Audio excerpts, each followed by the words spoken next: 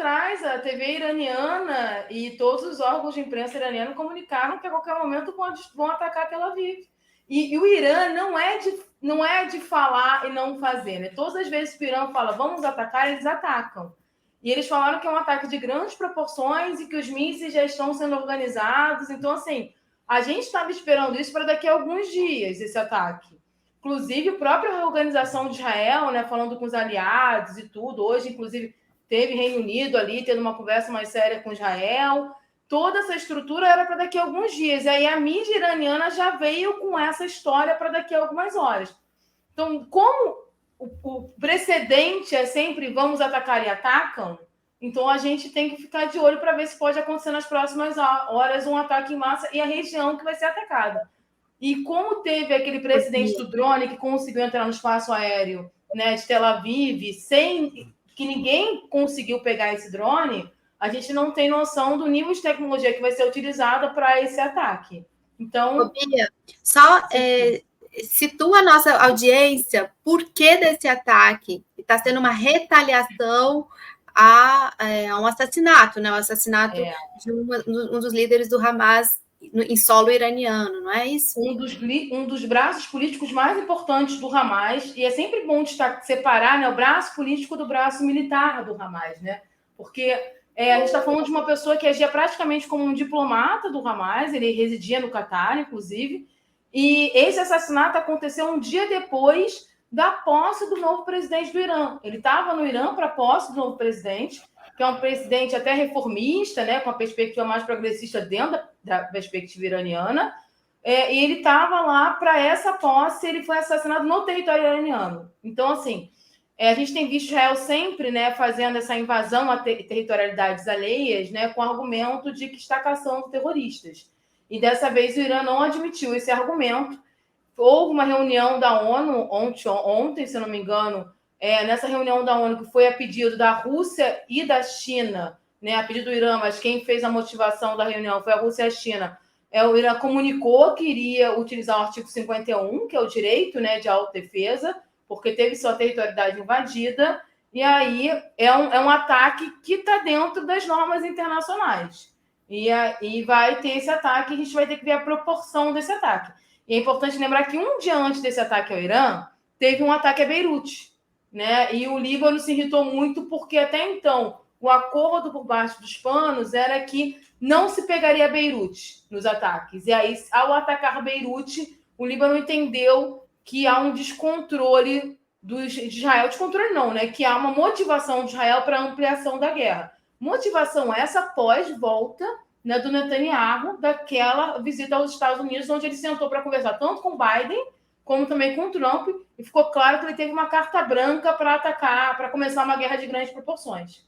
E eles tinham atacado na véspera, ou nos mesmos dias, lá nas colinas de Golã, né, que é aquela região disputada com a Síria. Que é da Síria, na verdade, ocupada por Israel.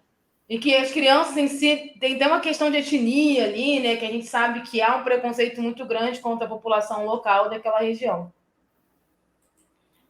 Bia, o que parece é que Israel está querendo forçar uma ampliação do conflito a todo custo, né? Não, eu vi hoje uma postagem do Israel Katz, o ministro de Relações Exteriores de Israel, contra o Erdogan, contra o presidente da Turquia, muito agressiva. Parece que ele quer guerra contra a Turquia também. Né? Ele xinga todo mundo. Eu nunca vi um ministro de Relações Exteriores, que é um cargo também diplomático, né, Ana?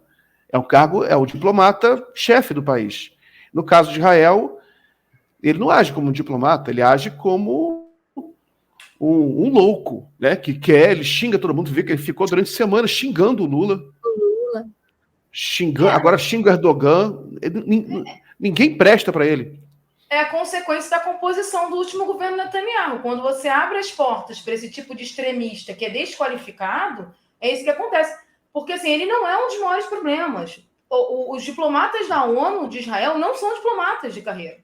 São políticos de extrema-direita de Israel que foram colocados ali na ONU. Então é justamente por isso que a gente vê cenas de total falta de protocolo, total falta de noção, falas muito pesadas. Ano passado, inclusive, a China, quando estava como presidente do Conselho de Segurança, chamou a atenção do diplomata israelense. Eu falei Irã, mas era israelense, desculpa de cabeça, tá? O diplomata israelense, porque ele teve um comportamento inadequado, falando de mulheres da ONU, fez uma fala pejorativa às mulheres da ONU. Eles não têm um comportamento diplomático, eles não têm um comportamento relacionado ao Ministério das Relações Exteriores. Inclusive, o ministro das Relações Exteriores da Turquia, ele tem se mostrado muito irritado pelas falas constantes agressivas, até porque a Turquia tem uma relação comercial com Israel. Então, assim, não havia necessidade desse nível de agressividade. Mas esse nível de agressividade, ela é intencional para sustentar a base mais extremista de Israel, que mantém, de uma certa forma, o Netanyahu e seu grupo político no poder. Né? E eles são a base. E essa base mais extremista, inclusive, é a base ali que está ligada aos assentamentos ilegais, que está ligada àqueles colonatos. Então, assim, é uma galera muito barra pesada de Israel, mas é que sustenta esse governo Netanyahu. Então, essas falas, elas têm uma função de fomentar o ódio o tempo inteiro. Tipo, os inimigos são os outros, né? Eles estão sendo perseguidos por todos os outros. E aí, hoje, inclusive, fez uma fala super pejorativa no judô, contra uma judoca turca. E aí foi irônico, porque uma hora depois, a judoca israelense perdeu para a judoca brasileira. E aí ele ficou calado, porque queria fazer que fala. Ele estava prontinho para fazer uma fala depreciativa e não conseguiu. Ah, eu perdi essa também. O que ele falou? Não, ele deu a entender que a Turquia foi humilhada e que teria que ouvir o hino de Israel, uma coisa assim. E uma hora depois, a judoca israelense perdeu, e era uma judoca ex-soldada, né? Não é uma pessoa que estava fora do processo. Nossa, né? Então foi. Essa vitória foi mais. Essa vitória da Bia foi mais saborosa ainda. Nossa. Totalmente saborosa. Foi muito. Muito mesmo.